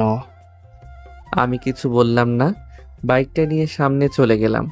বাইকটা একটু সামনে রেখে পিছনের দেয়াল থেকে খেয়াল করলাম নীলা বাসায় চলে যায়। তখন সামনে থেকে গিয়ে বুড়োর কলারটা ধরি। এই তোর সাহস কম না, তুই আমার কলার ধরছিস? তুই জানিস আমি এই এলাকার যতগুলো বাড়ি আছে সবগুলোর বাড়ির মালিক। আমি তোকে ভালো করে চিনি, হয়তো তুই আমাকে চিনিস না।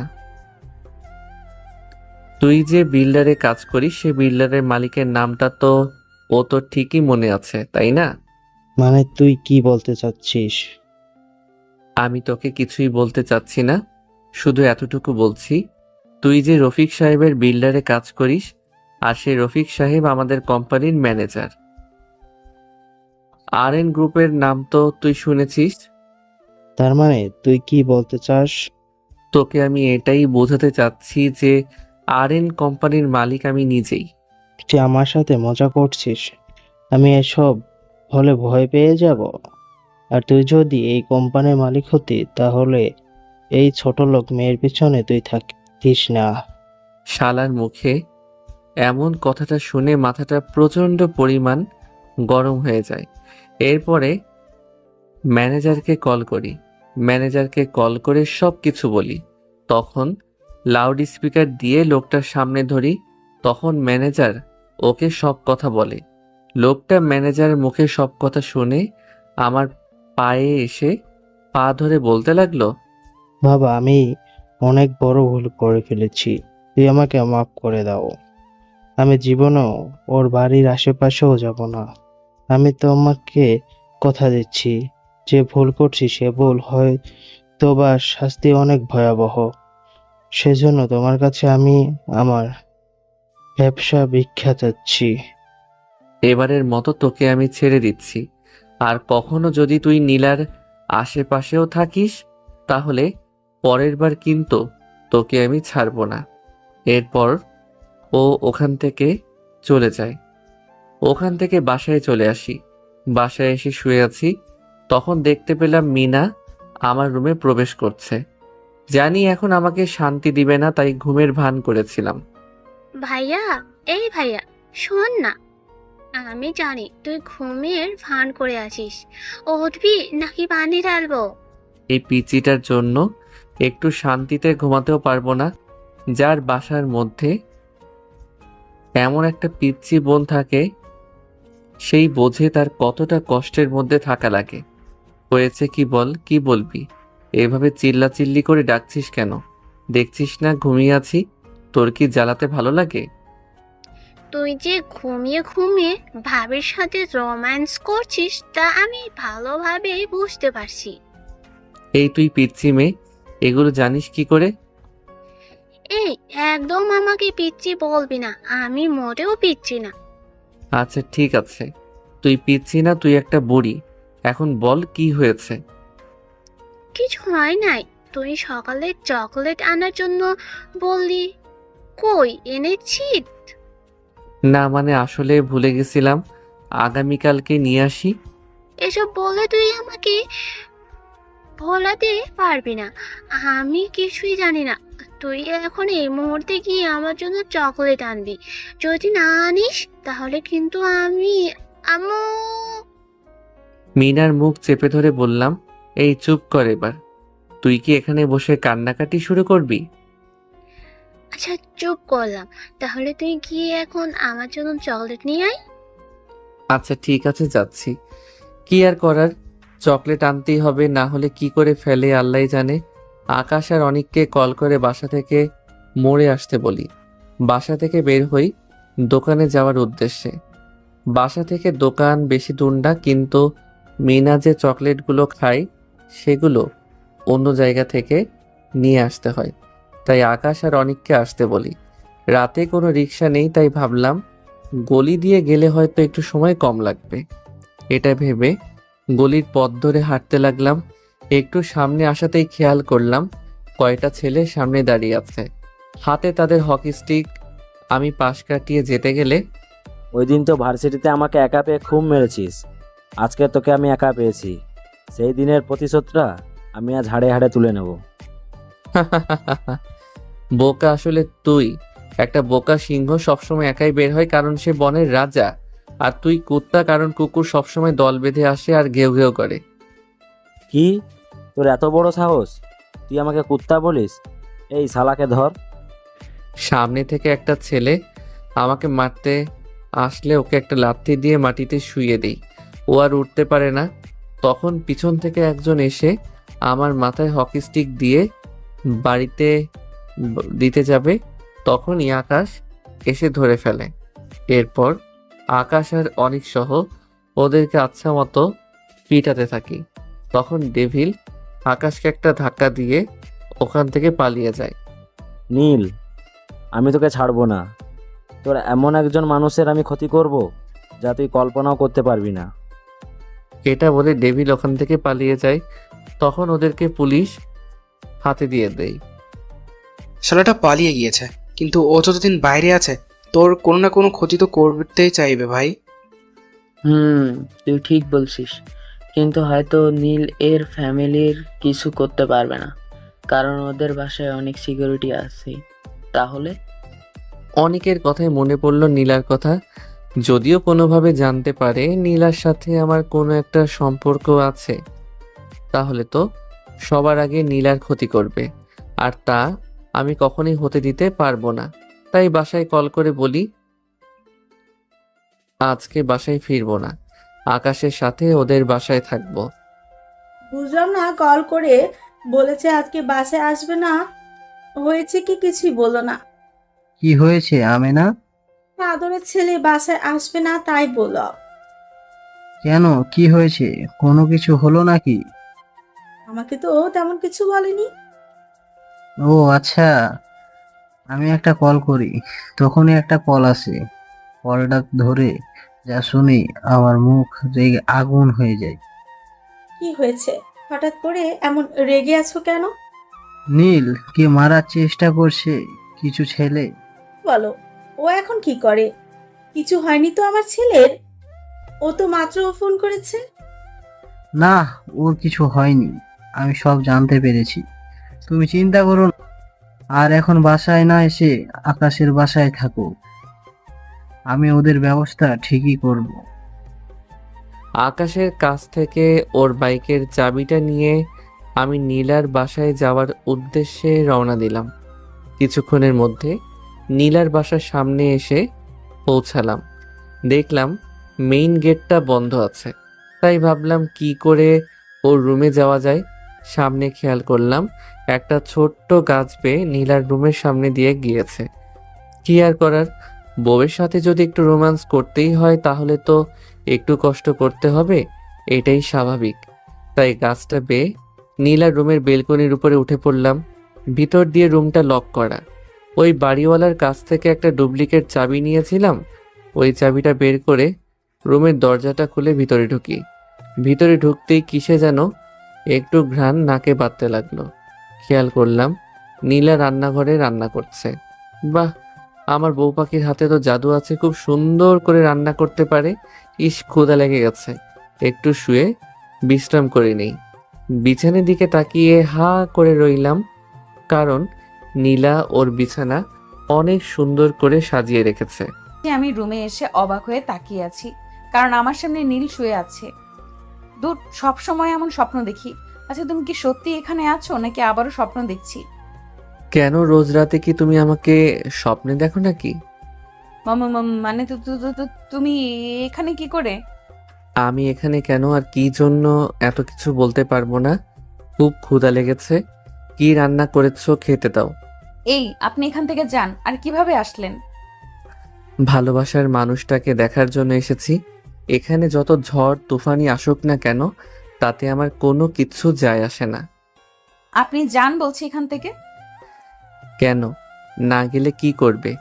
এটা বলে নীলার সামনে আসতে লাগলাম, তখন নীলা পিছাতে লাগলো। একসময় দেয়ালের সাথে ওর পিঠ ঠেকে যায়। তখন ও বলতে লাগলো, আপনি আমার সামনে আসছেন কেন এভাবে? কেন, আমি আমার বউয়ের কাছে আসছি। দেখুন, আমার খুব ভয় করছে। আমি নীলার কোমরটা হাত দিয়ে ধরে হ্যাঁচকে একটা টান দেই। নীলা আমার সামনে চলে আসে। ওর মায়াবী চোখ দুটো যেন আমাকে কিছু বলতে চাই। খেয়াল করলাম নীলার পেটের নাভিতে সুন্দর একটা তিল আছে। ফর্সা গায়ে তিলটা বেশ মানিয়েছে। লক্ষ্য করলাম নীলার ঠোঁট জোড়া কাঁপছে। নীলার 2 হাত শক্ত করে দেয়ালের সাথে জড়িয়ে ধরেছি, তার জন্য ও নড়তেও পারছে না। এই, আপনি আমার মুখের সামনে আসবেন না। আমার কেমন কেমন লাগছে। কেমন লাগছে বলো? প্লিজ ছাড়ুন বলছি, আমার হাত ব্যথা করছে। খেয়াল করলাম আমার হাতের চাপে ওর ফর্সা হাতটা রক্তের মতো লাল হয়ে গেছে। ইচ্ছে করছিল ওর ঠোঁট জোড়া নিজের দখলে করে নেই, কিন্তু ও যতদিন না নিজ ইচ্ছে ভাবে আমাকে ওর স্বামী হিসেবে মেনে নেয়, ততদিন আমি ওর প্রতি স্বামীর অধিকার দেখাবো না। তাই নীলাকে ছেড়ে দিয়ে বললাম, ঠিক আছে যাও, আমার ক্ষুধা লেগেছে, আমার জন্য খাবার আনো। ফাজিলটা এমন রোমান্টিক ভাবে ধরেছে যে আমি ওর প্রতি দুর্বল হতে লাগলাম। ওর জন্য খাবার নিয়ে আসি। তখন ও বলল, খাবার খাইয়ে দাও। না, আমি পারবো না। খাবারটা খাইয়ে দিতে বললাম। আমি তোমার টিচার, এমনভাবে ধমক দিচ্ছ কেন? হ্যাঁ ম্যাম তো কলেজে, কিন্তু বাসায় তো বউ, তাই না? তুমি কি খাওয়াই দিবা নাকি আবার? দূর শয়তান পোলা, এরপর তোমাকে আমার খাইয়ে দেওয়া লাগছে। দেখেছো গরুর মতো খাচ্ছে। আমার যে ক্ষুধায় পেটটা ফেটে যাচ্ছে। নীলার মুখ দেখে বোঝা যাচ্ছে সারাদিন কিছু খাইনি, তাই প্লেটটা হাতে নিয়ে ওর মুখে খাবার দিতেই, না, আমি খাবো না, এখন আপনি খান। ওই খেতে বলছি, রাগাবে না। ওর ধমকের ভয়ে ভাতটা মুখে নিলাম। কি ফাজিল ছেলে, কথায় কথায় শুধু বকা দেয়। নীলাকে খাওয়াই দিয়ে বললাম, আজ আমি বাসায় যাচ্ছি না। তাহলে কি আপনার ফ্রেন্ডের বাসায় যাবেন? কেন? ওর বাসায় যাব কেন? তাহলে রাতে কোথায় যাবেন আর ঘুমাবেন? কেন? আমি তো বাসায় এসেছি আর ঘুমাবো আমার বউয়ের সাথে। কি? আমি আপনার সাথে ঘুমাতে পারবো না। দেখো, আমার বাহিরে শত্রু আছে। আপনি এত মারামারি করেন কেন? তাই জন্যই তো এত শত্রু। আর আপনার শত্রু হলে আমার কি? দেখো, আমার বা আমার পরিবারের ওরা ক্ষতি চায়। আমার কিছু করতে না পারলে ওরা যদি তোমার কিছু করে ফেলে, তাই আমি তোমাকে ছেড়ে কোথাও যাচ্ছি না। তার মানে আমি এখানে ঘুমাবো। আমি আপনার সাথে ঘুমাবো না। নীলা সামনে এসে ওর মুখটা চেপে ধরে বললাম, ঘুমাবি না? না মানে হ্যাঁ, না। ঠিক আছে, আমি সোফায় ঘুমাতে গেলাম, তুমি খাটে শুয়ে পড়ো। এটা বলে রুম থেকে চলে যাই। রাতে শুয়ে আছি, মধ্যরাতে খেয়াল করলাম নীলা আমার গায়ে একটা কম্বল দিয়ে কপালে একটা কিস করে চলে যায়। আমি জানি তুমিও আমাকে ভালোবাসো, কিন্তু বলতে পারছো না। তোমার মুখ দিয়ে ভালোবাসা কথাটা বের করবই আমি। সকালে নীলার রুমে এসে দেখি ও বাচ্চাদের মতো শুয়ে আছে। সূর্যের কিরণ ওর মুখে পড়তেই ওর মুখটার সৌন্দর্য দ্বিগুণ বৃদ্ধি পেল। আমি যেন ওর রূপে হারিয়ে যাই এক অজানা দেশে, যে দেশে শুধু কল্পনার সাগর। একটু পর সবাই ওঠার আগে বাসা থেকে চলে যাই কলেজের উদ্দেশ্যে। মাঝপথে লক্ষ্য করলাম নেহা কলেজের উদ্দেশ্যে যাচ্ছিল। তখন নেহা আমাকে দেখে হাত ইশারা করে ডাক দিয়ে বলল, নীল, বাইকটা থামাও, আমিও কলেজে যাচ্ছি। বাইকটা থামাতে নেহা বাইকে ওঠে। তখন নেহাকে নিয়ে ক্যাম্পাসে যেতে লাগলাম।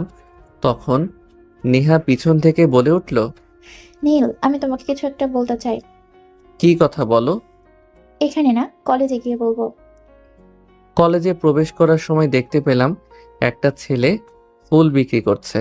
তখন নেহা বাইক থামাতে বলে। আমি বাইকটা থামাতেই নেহা গিয়ে ছেলেটার কাছ থেকে সবগুলো ফুল কিনে নেয়। আমি কিছু জিজ্ঞেস করলাম না। এই বিষয় নিয়ে নেহাকে নিয়ে কলেজে প্রবেশ করলাম। নীল, একটু ওই দিকটা আসবা, তোমাকে কিছু বলার আছে আমার। আমি নেহার কোনো কিছুই বুঝলাম না। হঠাৎ করে নেহার কি হয়েছে যে এমন করে বলছে, আর কি কথা যা সামনে বলা যাবে না। একেবারে কলেজ ক্যাম্পাসের পিছনে গিয়ে বলবে, তাও সবার সামনে না। তারপর আমি বাইকটা পার্কিংয়ে রেখে ক্যাম্পাসের পিছনে চলে যাই। আমি খেয়াল করি নেহা দাঁড়িয়ে আছে। আমি যেতে নেহা আমার সামনে হাঁটু গেড়ে ফুলগুলো সামনে বাড়িয়ে দিয়ে বলতে লাগলো, নীল, কিভাবে বলবো বুঝতে পারছি না, কি দিয়ে শুরু করব তাও জানি না। কিন্তু প্রথম যখন তোমাকে আমি কলেজে দেখেছিলাম, তখন থেকে আমি তোমাকে ভালোবেসে ফেলি। কিন্তু ভালোবাসার কথাটা বলার মতো সেই শক্তিটা পাইনি, কারণ ভয় হতো যদি তুমি না করে দাও, সেজন্য তোমার সাথে প্রথম ফ্রেন্ডশিপ করি, যাতে তোমার কাছে থাকতে পারি। আমি তোমাকে অনেক বেশি ভালোবাসি। আমি নেহার এমন কাণ্ড দেখে হা করে তাকিয়ে রইলাম। আমি কখনো কল্পনা করিনি নেহা আমাকে পছন্দ করে। এতটুকু জানি আকাশ নেহাকে প্রচণ্ড পরিমাণে ভালোবাসে, কিন্তু ভয়ে কিছু বলতে পারিনি। আজকে যদি আকাশ এসব দেখে ও অনেক কষ্ট পাবে। আমি এসব ভাবছি, তখনই নেহা বলে ওঠে, কি ভাবছো? সত্যি আমি তোমাকে ভালোবাসি। আমাকে ফিরিয়ে দিও না নীল, আমি তোমাকে অনেক ভালোবাসি। নেহা ওঠো। আসলে নেহা, সত্যি বলতে আমি কখনো তোমাকে এসব চোখে দেখিনি। সব সময় নিজের বন্ধু হিসেবে দেখেছি। আর বড় কথা, আমি ম্যারিড। আমার মুখে এই কথাটা শুনে নেহার চোখ জ্বলজ্বল করতে লাগলো। মনে হচ্ছে এখনই ওর চোখ দিয়ে পানি পড়বে। কি বলো তুমি এসব? কিন্তু আমি তো এসব কিছুই জানি না। তখন নেহাকে সব কিছু বলি, কিভাবে নীলার সাথে আমার কি হয়েছে। এরপরে নেহাকে বলি আকাশ ওকে অনেক ভালোবাসে। তখন নেহা চোখ মুছতে মুছতে ওখান থেকে চলে যায়। তখন পিছন থেকে আকাশ ডাক দেয়। কি রে নেহা, এভাবে কান্না করতে করতে চলে গেল কেন? তখন আকাশকে নেহার সাথে হয়ে যাওয়ার সব কথা খুলে বলি। তুই তো জানিস আমি কতটা ভালোবাসি নেহাকে। আমি নেহাকে বলেছি তোর কথা। এখন বলে কি হবে? ও তো তোকে ভালোবাসে, আমাকে না। তুই গিয়ে ওকে তোর কথাটা বল। এই সময় ওর একজন পাশে মানুষের প্রয়োজন। তুই ওর পাশে থাকলে ও তোকে মেনে নিবে। যাবো যদি? তোর শালা যা। আচ্ছা, যাচ্ছি। এরপর আকাশকে জোর করে নেহার কাছে পাঠিয়ে দিয়ে শালাকে পাঠিয়েছে। আধা ঘন্টা হয়েছে, এখনো আসছে না। একটু পর খেয়াল করলাম শালা প্রায় আধা ঘন্টা পরে আমাদের কাছে এসেছে। মুখে দেখলাম হাসি লেগে আছে। তখন অনিক বলল, কি রে মামা, তোর তো মনে দেখি লাড্ডু ফুটতেছে, কাহিনী কি? না, বলবো না। কেন, কি হয়েছে? এমন ঢং না করে বল। না দোস্ত, আমার লজ্জা করে। ওকে মেয়েদের কাপড়ের ভেতর রেখে আয় তো। আরে এমন করে কেন বলছিস? আসলে মামা নেহা রাজি হয়েছে। শালা চল। কোথায় যাব? শোনাবো আমার, কিছু বুঝে না ট্রিট দিবি, চল। এখনই দেওয়া লাগবে? তোর সাথে কি আমরা মজা করছি ভাবছিস? না দিলে দুইজন দুই হাত পা ধরে তুলে নিয়ে যাব। জানা হয়ে গেছে, তোর আমার পকেটটা খালি করার ধান্দায় আছিস। কলেজে আর ক্লাস করিনি। আকাশ অনেক সহ রেস্টুরেন্টে চলে যাই ওদের সাথে। আরও কিছু সময় কাটিয়ে বিকেলবেলা বাসায় চলে যাই। বাসায় ঢুকে দেখি তো আমি হাঁ করে তাকিয়ে আছি, কারণ পুরো বাড়ি জুড়ে অন্ধকার। বাসায় প্রবেশ করতে লাইট জ্বলে ওঠে। তখন উপরের রুমে যেতে লাগলে পিছন থেকে, দাঁড়াও বাবা, কোথায় যাচ্ছ? তোমার সাথে আমার বোঝাপড়া বাকি আছে। খেয়াল করলাম আম্মুর হাতে একটা লাঠি, পাশে মিনা দাঁড়িয়ে। তখন ভয়ে ভয়ে বলতে লাগলাম, কিসের বোঝাপড়া আম্মু? আমার বৌমা কোথায় সেটা বল।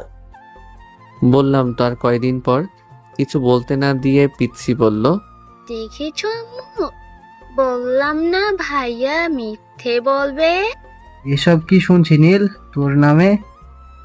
আমার আর কিছু বোঝার বাকি নেই। শয়তান পেতনিটা সব কিছু আম্মুকে বলে দিয়েছে। তখন আব্বু আবার বলল, কিরে কথা বলছিস না কেন?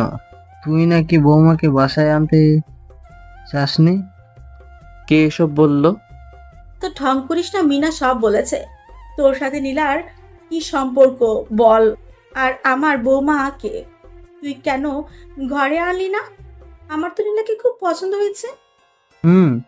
আমি না ঠিকই বলছো, মেয়েটা অনেক ভালো।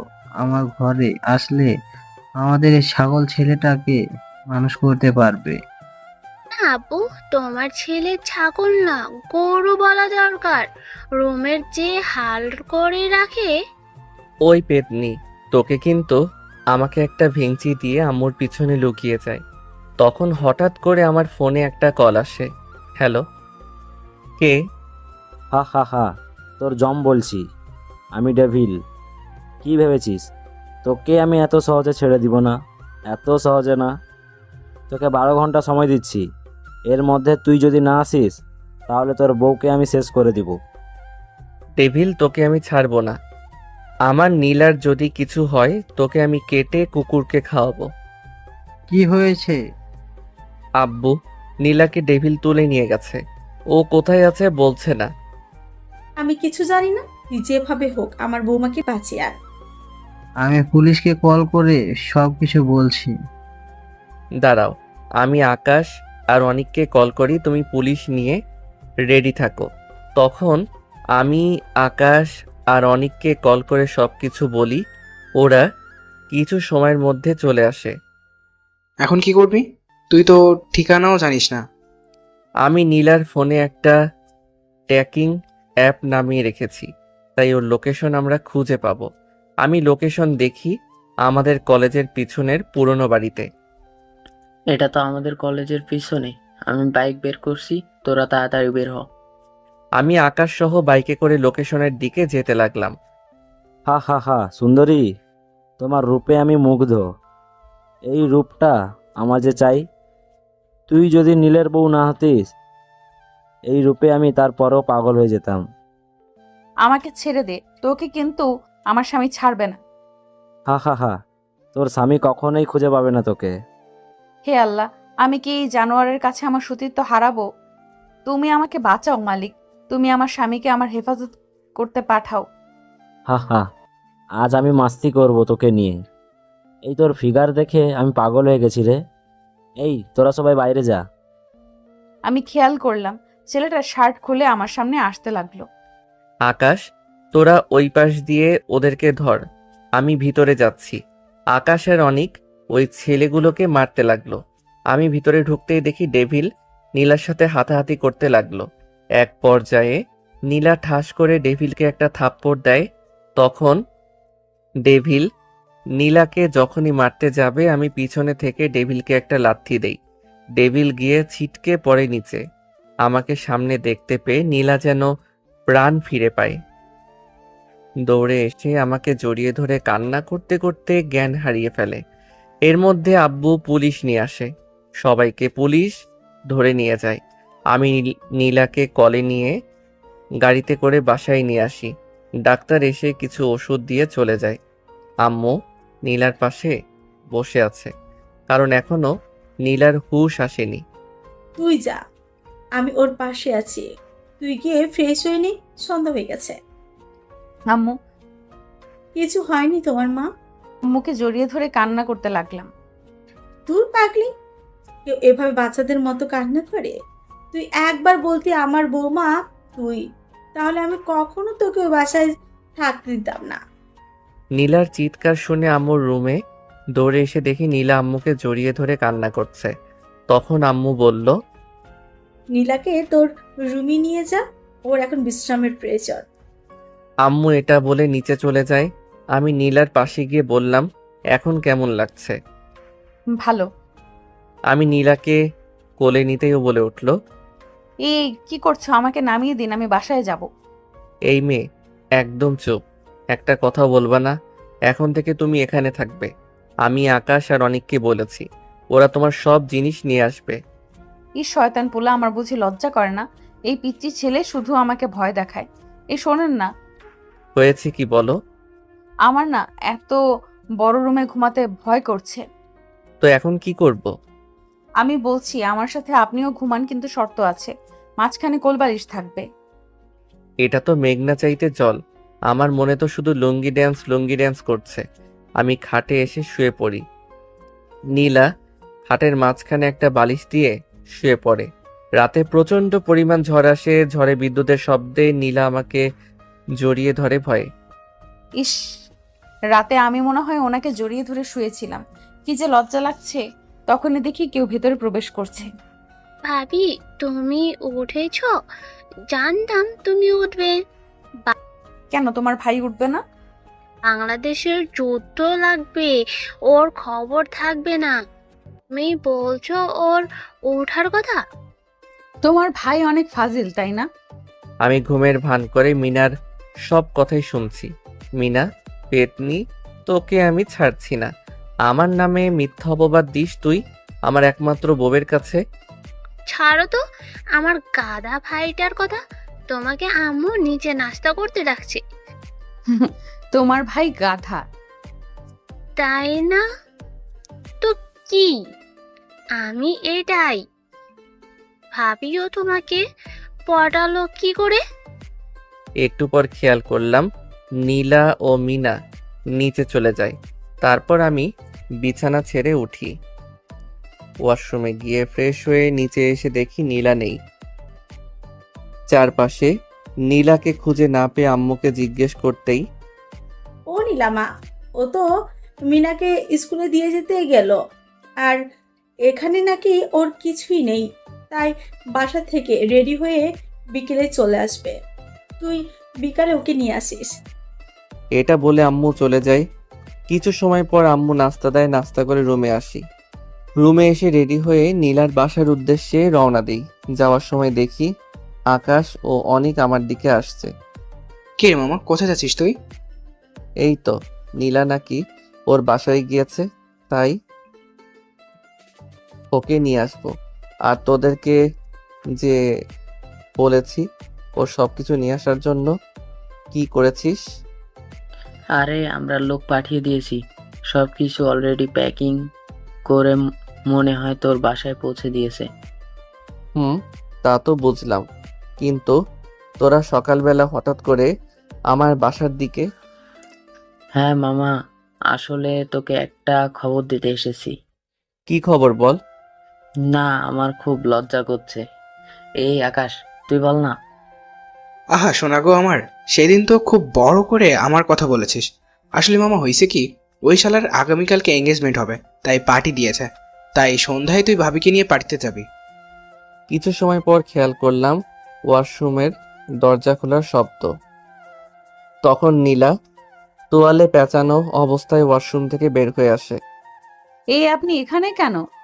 নীলাকে এমন অবস্থায় খুব হট দেখাচ্ছিল, আমি যেন ওর থেকে চোখ ফেরাতে পারছি না। দেখ শয়তানটা কিভাবে তাকিয়ে আছে।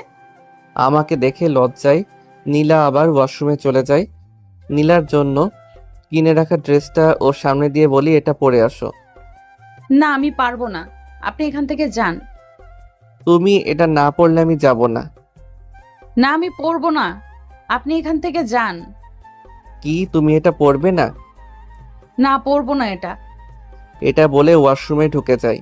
নীলা আমাকে ভিতরে ঢুকতেই দেখে পিছাতে যেতে লাগলো।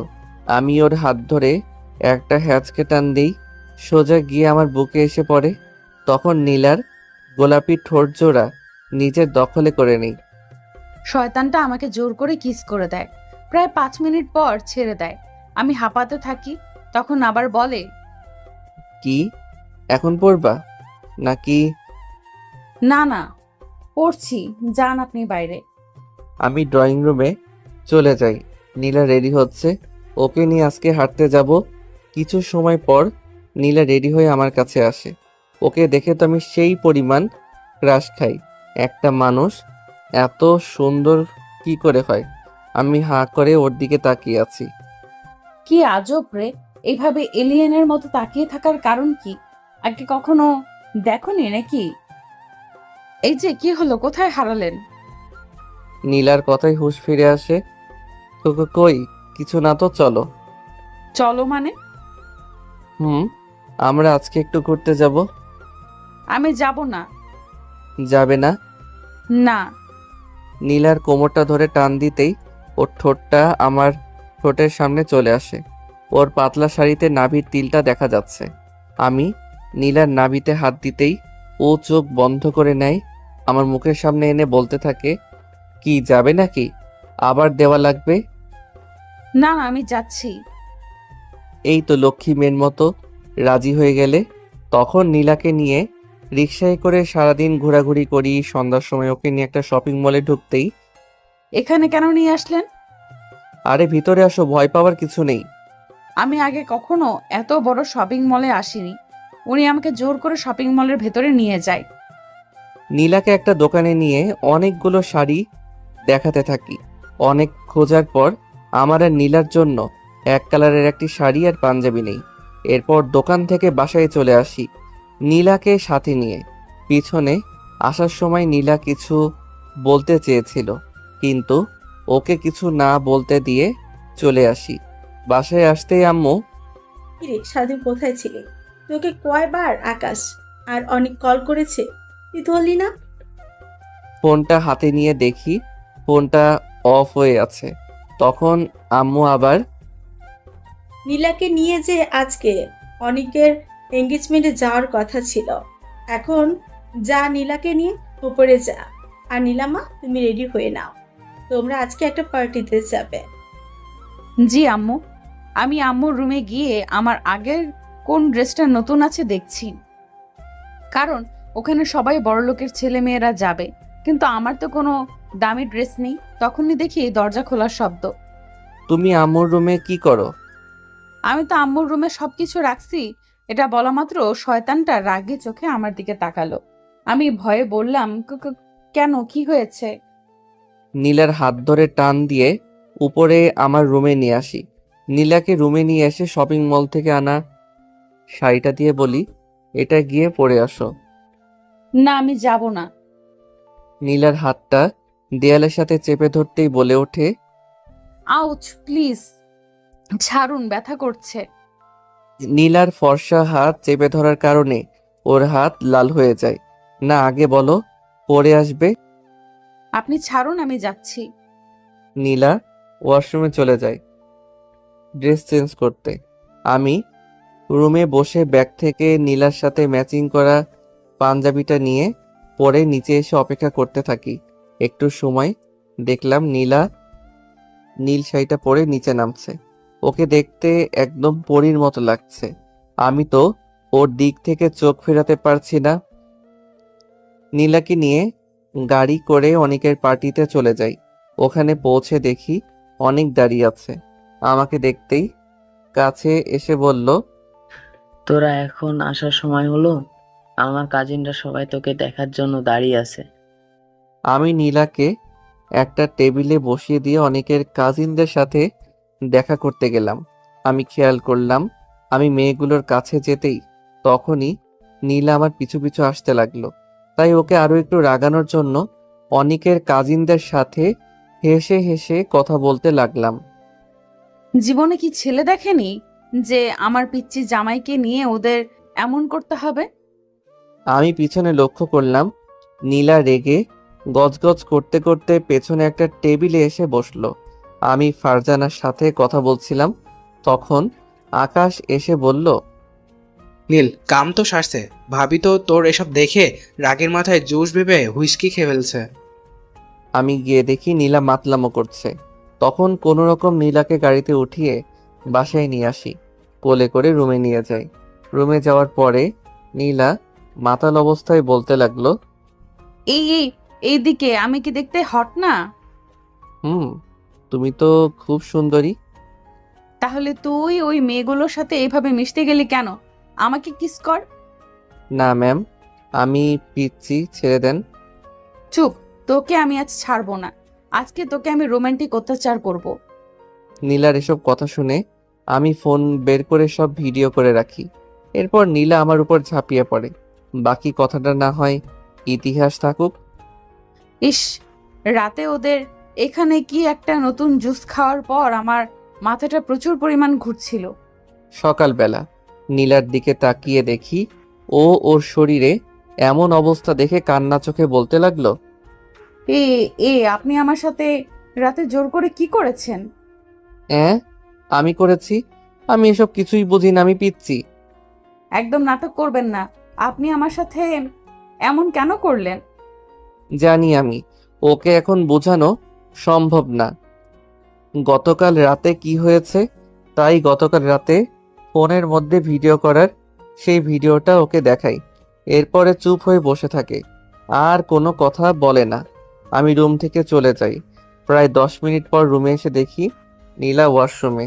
তাই আর ওকে ডাকাডাকি না করে আমার ওয়ালেটটা খুঁজতে লাগলাম। হঠাৎ করে একটা ডায়েরি সামনে এসে পড়ে। উপরে লেখা আছে আমার জীবন। বুঝতে বাকি রইল না এটা নীলার ডায়েরি।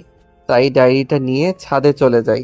ওখানে গিয়ে ডায়েরিটা খুলি, তখন ডায়েরিটায় লেখা, আমি যখন খুব ছোট তখন আমার বাবা মারা যায়। তখন মা ও এই পৃথিবীতে আমাকে ছেড়ে চলে যায়। আমি তখন একা হয়ে যাই। ওই একাত্ম জীবনে আমার প্রিয় বলতে আমার খালাই আছে। মাত্র 8 বছর বয়সে নিজের মা বাবাকে হারাই। খালা অনেক কষ্ট করে মাধ্যমিকটা শেষ করায়, কিন্তু আমি যে হতভাগী, আমার জীবনে কেউ থাকে না। একসময় আমার খালাও অসুস্থ হয়ে মারা যায়। নিজে অনেক কষ্ট করে পড়াশোনাটা শেষ করি। সব সময় আল্লাহর কাছে চেয়েছি আমার জীবনের জন্য এমন একজনকে দেওয়ার জন্য যে আমাকে সব সময় বুঝবে, আমাকে ভালোবাসবে। আল্লাহ আমার কথাটা রেখেছে। নীল খুব ভালো একটা ছেলে, আমার জুনিয়র হলেও আমাকে খুব ভালোবাসে, কিন্তু ওকে আমি মেনে নিতে পারবো না, কারণ ওর বাবা মা আমাকে ওদের ছেলের বউ হিসেবে মানবে না, কারণ আমি যে এতিম। আজকে আমি খুব খুশি, কারণ আমার জীবনে যা পাইনি তা আমার স্বামী আমাকে দিয়েছে। সব সময় চেয়েছি নিজের শ্বশুর শাশুড়িকে মায়ের মতো দেখব। আল্লাহ হয়তো আমার কথা রেখেছে। আমি একজন মা ও বাবা পেয়েছি। ও যেন বোঝে না আমি ওকে অনেক ভালোবাসি। ও কেন বোঝে না আমি ওকে এত ভালোবাসি?